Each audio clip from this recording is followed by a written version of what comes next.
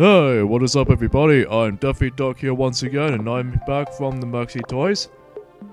And welcome back to my Let's Play of Marbles Balance Challenge for the Nintendo Wii. So last time we actually did conclude level 2, or in this case world 2, Neighbor's House. And seems conveniently I actually collect all of these collectibles like green crystals and stomp temple parts in one run. And today for this episode we're about to continue on and then move on to Sizzling Desert, which is the third world in this game. So rolling through desert ruins kissed by the suffering sun. So, yeah, we could actually get into the desert theme level because it's all in, well, hot around here. And plus it's quite sandy around in here in the actual environment itself. It's almost kind of reminds me like, Sand Oasis from Sonic and the Secret Rings. Or heck, even the Oasis from Aladdin. But except there's some cactuses in the background. So, yeah, here we go, on to level 1 in Sizzling Desert. This level does remind me of, the level from the first Coral Ripper game on Toyland, but except the only difference is being is that obviously we only have like 2 sides at the beginning, so yeah, I might as well just have to briefly mention about that. So right off the bat, there's a Stomp Temple part right there, so it's pretty easy, simple, straightforward, just to grab to it. And then, in order to get the green crystal, it's right at the very end, so everything's all nicely checked for that part, so, oh yeah, there we go. So yeah, the first level on this is pretty easy, it's pretty simple and easy. So, yeah, let's touch the goal, and we finished level 1 in Sizzling Desert. So, even then, not too quick on that, probably because I mostly gotta go for these collectibles I'll be collecting for the, almost entirely everything, but anyways, Sizzling Desert 2, where basically we have ourselves a different color variation of this little bumper right there. If I accidentally touch that, it acts like the same does it for the bumpers, the regular bumpers, but except the only difference is being it actually bounces you off quite hard, so you have to be very careful with your speed. So just because much like Super Monkey Ball 3D, which is an, well, the part where, I think it was on the China level, that's, very similar to the likes of, Far East from Step and Roll, but, in Super Monkey Ball 3D, if you come across into the recolored variation of the bumpers, that it'll, bump you all over the place and stuff like that, or bump you really, really hard. And yeah, the Stomp Temple part was actually really, just right onto the cannon section. It's pretty easy to find the temple parts, so I don't want to complain about that, I gotta admit though, but alright, so now the magnet, contraption thing will actually just, oh god, darn it, stupid little, because I was, tilting too far, so, yeah, anyway. So yeah, if you get bumped into these dark and red bumper, that will actually bounces you quite literally quite harder now. Unlike the regular bumpers that just bounces you off quite light. So I think that's the only differences between these other 2 bumpers themselves. So let's go ahead and end off level 2. So in this case, level 3-2. I don't know why I'm gonna decide to call it that. And we have another secret world, which was a haunted house. But again, we'll tackle through those during the later parts of the game, but not exactly just yet, because obviously it's way too early to do those. So anyways. Alright, level 3, where basically we have to deal with these maneuvering, moving platforms over there. Assumingly, if you're actually trying to dodge those bumpers as much as you can. So, I think that's the only time where you actually try to go ahead and do that. So, at least in the first half anyway, so. And I need to briefly check if I was gonna tilt it from here. So, yeah, I think the Stomp Temple piece is just right on to far between these 2 platforms over there. So, it's pretty simple and easy to grab it. And I believe the green crystal is actually going to be located somewhere roughly around... Assuming if I was going to find it. Ah, darn it! Why did I miss the cannon? Assumingly I just ran onto the edge, rather than just get inside the cannon, which is a bit unfair. But anyway, Yeah, you hit to the left side, and booyah. So that's how you do here. Pretty simple to actually get that though. And plus there's a checkpoint right there, so that's pretty cool to actually just try to go ahead and grab it. Oh, crikey. Yeah, don't go too fast on that part because otherwise you'll end up accidentally fall off. So, because you don't have a guardrail to deal with in this little section here. Oh, I was so goddamn close to the end. I think there's going to be plenty of times where some annoying trial error annoyances are still present. If I was going to hopefully make it to the goal, but then other times that sometimes I actually screwed over for the some bit of trial and error annoyances is involved. So anyways. Alright, level 4, and basically that we have ourselves the new type of hazardness we can encounter. And that will have to be the crushing fists, as you can probably see. Now, if you remember from Super Mario Galaxy 1 and 2, from the worms or thwomps or whatever, that if you stand underneath those, then you will immediately get crushed. So you just don't want to actually try to go ahead and just kill yourself from that. So just be extra careful from that situation. So, you know. Okay, in order to get the green crystal, I think all you have supposed to do is that, I think it's some sort of like a timing thing that's going on, but, I think it's just right onto the side after the moving, horizontal bar thing has been dipping up and down, so, as far as what I consider this anyway, so, okay, let's try that again, and hopefully I will success with this time around, if that was gonna work out. So, let's see how this is going. I really do like the music for this world. It's pretty cool to listen to. It does some sort of like has a desert vibe to it. So that's pretty cool. I gotta say this much. Oh, what happened here? I think I somehow accidentally grabbed I somehow accidentally pressed the A button and then somehow I immediately grabbed the green crystal. Wait, did I get it? I immediately grabbed the green crystal after when I pressed the A button to actually restart the whole where the checkpoint is. So that's pretty cool actually. Even then, that when the sound effects actually pops up when I actually press the A button, then I'm assuming that I'm still fine just to be kept the green crystal from this that way. So that's pretty cool. Alright, Sizzlin Desert number 5, if you remember from the original Coral Ripper on Daytown from level 30, that basically we have yet another returning gimmick, and perhaps even more devastating hazard, is the fact that we actually encountered the magnifying glass.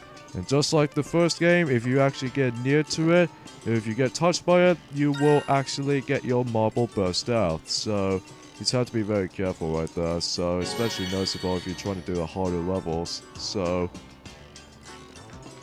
And for what I've noticed, there's a Stump Temple part, and somehow, yep, the magnified glass killed me, so. Let me try to take a shortcut. I think taking a shortcut might be a bit trickier just to skip all that parts, so. Yeah, I think I might actually just go ahead and say that much. I'll actually try to go for a shortcut. There we go. Nice little landing. So, yeah, good stuff. And now, let's just carefully not to get touched by this sensor silent beam. And there we go, we got a checkpoint, so that's good news. Good news, we got a checkpoint right there, so if I didn't get a checkpoint, then I might as well have to take a shortcut again, so just in case if that was going to, like, if there's anything bad, things can happen, so. Okay, now. What? How can that? I did not see that right there. I was going to balance it, and then sometimes it just messes up my move. Oh, Jesus Christ, man. I mean, seriously. Okay, let's be very careful this time around, so. Yeah, let's just go ahead and say that much. Alright, so the end of the level is just right over there. Ooh, nice! Somehow, if I was gonna go off the edge of the rail grinding, then I still actually get a chance to get into the goal pad. So So, thank you. Thank you for that, for actually doing all those sorts of things. And we seem to come across into yet another hazard that has been involved. And that will have to be the fire tiles. I believe if you remember from the first Core Ripper game, which I'm assuming was just one of the extra stages, on, I think it's in a space world, I believe. Even then, Piglet doesn't tackle for that world, just because, first off, we haven't exactly completed everything in Core Ripper yet. And because of that, we need to get a lot of gold trophies for that department. And two, that it's pretty possible to get these space levels as far as I'm concerned. But anyways, basically what you do here is just do not touch it, do not get onto these little fire tiles, because if you do get into the fire tiles, then you immediately, the marble will start to actually destroy itself. So I think this is a particular example why you should be careful on this ending part, because obviously you don't want to touch the lava or something like that, because otherwise, you know. And we actually unlock a challenge act in this Sizzling Desert world, but again, we'll show that off as soon as we actually finish these 10 levels each. So, yeah, let's see how this goes, hey? And as far as I'm concerned, that the green crystal is going to be located down here. Well, luckily though, the platform elevates up, so that means I can go back up. So, good news as it is. So, yeah, we'll go for this little tube right there. And it may look like the new type of gimmick we're actually going to be doing with is these. You remember these little metallic-looking platforms right over there? Which I'm assuming I'm going to show it to you in just a second. Yeah, there you go. And then basically, if you rush into it and if you bash into one of those, then the metal thing will actually decide to act like the flat platform.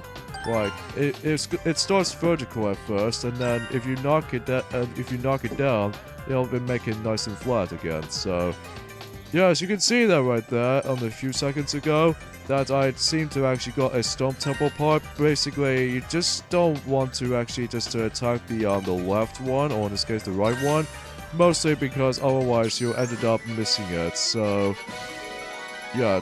I highly suggest you actually just go ahead and attack the left side. So at least if you're actually going through the these tunnels. So that's basically what we can get.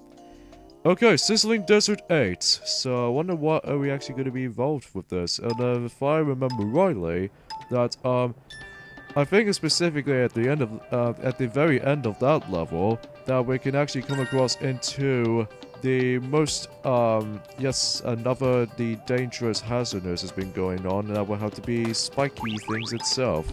I have no idea why I just done that right there, if I was hopefully going to be left in, but still, sometimes I always attempt to do that. So anyways, I believe getting this green crystal might actually be the most precise thing to do, just because I think in order to actually try to go ahead and say that, in order to get to the platform, you have to be right on with your aiming just to actually get to the other side. So, oh, I was so close. I guess I just don't think I can go to the shortcut just yet though, so yeah. So anyways, so let's be very careful, very careful, very careful. There we go. And now we can actually jump up. And somehow that didn't work. That didn't work well enough as it used to be.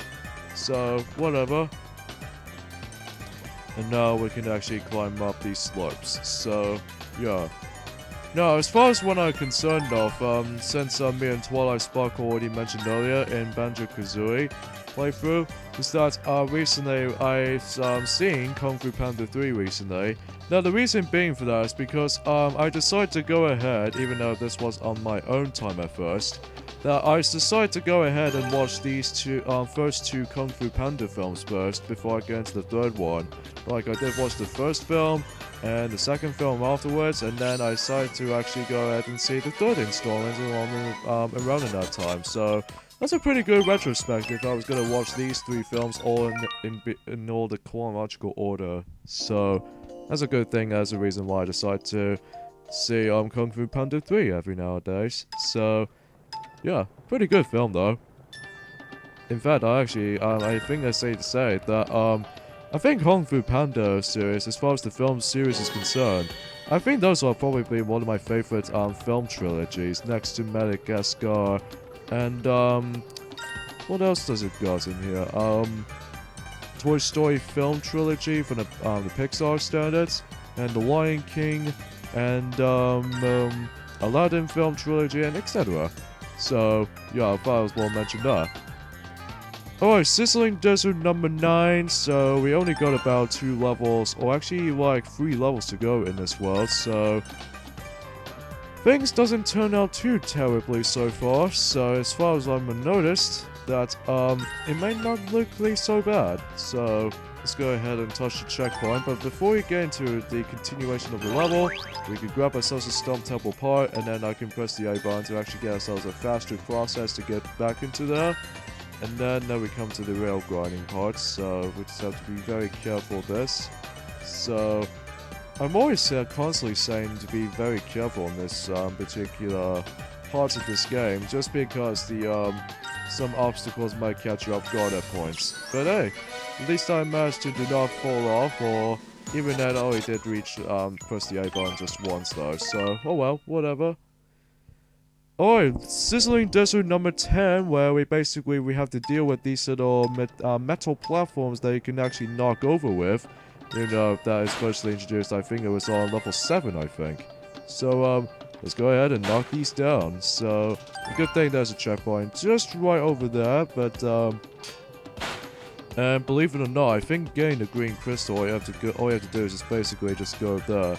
Because yes, you don't want to actually just go like hard rocket into these things, because if you somehow likely just accidentally knock into those things up, what'll happen is that you'll essentially go ahead and miss that. So you'd probably suggested by now you should just take itself so slowly, just because obviously if you go too fast and accidentally knock those things, then you probably won't get a chance to get yourselves a green crystal, and especially noticeable in this Stomp Temple part, which, speaking of a Stomp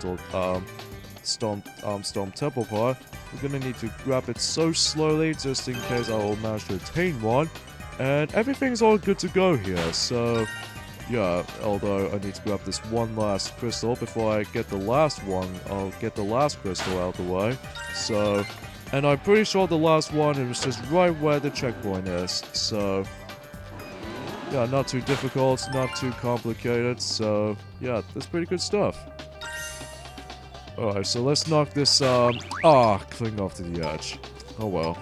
This world is almost done already, so don't worry. We only got about like few things to do here, so there's not much to discuss.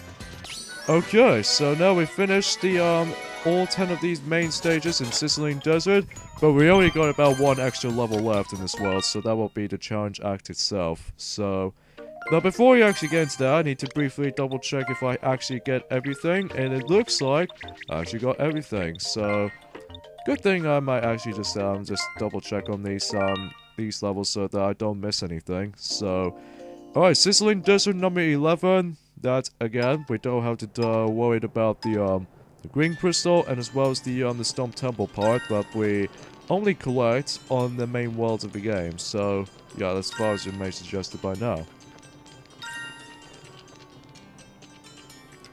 It's got this little vulture in the background. That's actually pretty menacing at first glance. Anyways, let's carefully maneuver this rail grinding here, just in case if sometimes the physics can be a bit whoa. Okay, let's start that again. Okay, so yeah, so I guess there's not much else we can. I sort of almost talked about some things. Is that only 3 more days to go until when Pokken Tournament for the Wii U is about to be launched on the Wii U. So I hope you Pokemon fans may actually enjoy that. Oh, here's a new type of gimmick we actually introduced in this title. That if you come across into those little machines, that depends on which version you might actually come across. The ones we actually come across right now, it was actually the medium size to the launch size, mainly the big size version. So, that's actually pretty cool. It does remind me of related to the Mega Mushroom from New Super Mario Bros. But still, I don't have to complain about that, honestly. and I got a bronze trophy at the end. So I still have no idea how to get the oh, we got Candy Island 6. So again, we'll tackle that in the later parts of the time. And with that said, we're done with Sizzling Desert, and we have access to Chill Mountain, which is the 4th world in the game, and also the Haunted House as well. So we're gonna have to finish this video here, so next time on Let's Play Marbles Balance Challenge, is that we're about to be heading to Chill Mountain. So see you guys next time. Later, fellas.